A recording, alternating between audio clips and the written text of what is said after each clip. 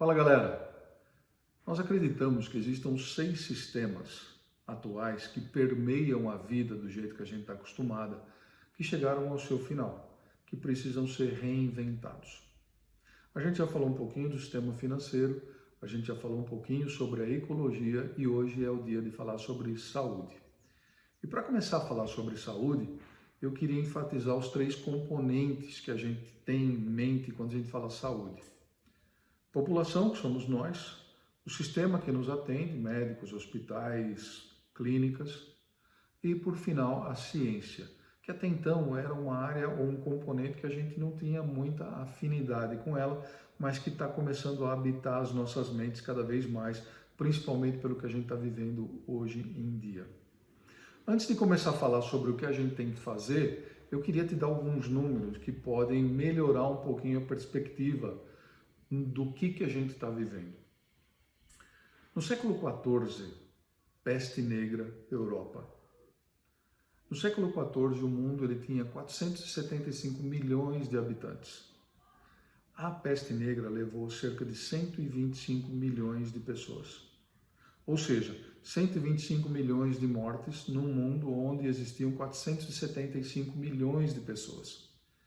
Isso seria equivalente nos dias de hoje a 2,5 bilhões de mortes, num mundo de quase 7 bilhões de pessoas. Isso é muita coisa. A AIDS já levou 35 milhões de pessoas. A AIDS começa oficialmente, essa contagem começa no começo dos anos 80. E se você dividir, dá uma média de 700 mil pessoas morrendo de AIDS por ano. Mas a mais impressionante vem da varíola. Varíola, século XX. A varíola, estima-se que ela levou entre 300 e 500 milhões de vidas. Vamos ficar no meio termo, vamos falar de 400 milhões de óbitos. Em 100 anos, nós estamos falando de 4 milhões de óbitos por ano. A estimativa é que o coronavírus, até o final do ano, ele consuma 1 milhão de vidas. Vamos torcer para que isso não seja verdade, para que isso não aconteça, mas o fato é, hoje a gente está perto de 500 mil óbitos já.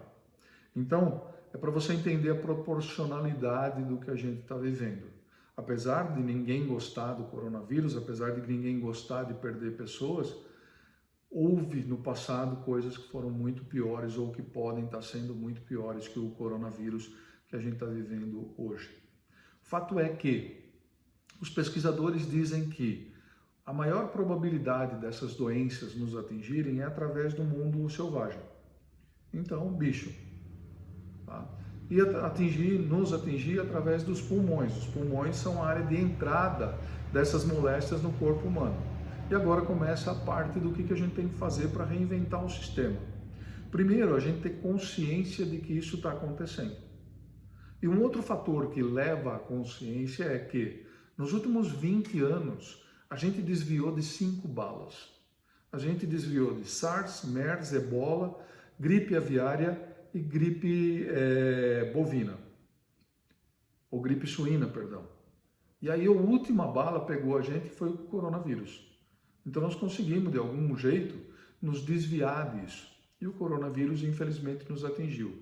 Então nós vivemos num mundo onde o equilíbrio de saúde ele é muito tênue. E a qualquer momento a gente pode ser atingido. Por isso que a consciência é muito importante, por isso que a gente acha que o balanço de investimentos que vão para a área de saúde daqui para diante vão ser muito altos, por isso que a gente acha que na reinvenção desse novo sistema, o contato social ele precisa ser redefinido, não dá mais para a gente fazer o que a gente fazia. Nos parece, a gente leu bastante sobre isso, que à medida que a gente depreda o ambiente que a gente vive, mais chance de estar infectado a gente tem. Então, por exemplo, tem um caso muito clássico de 1999 na Malásia,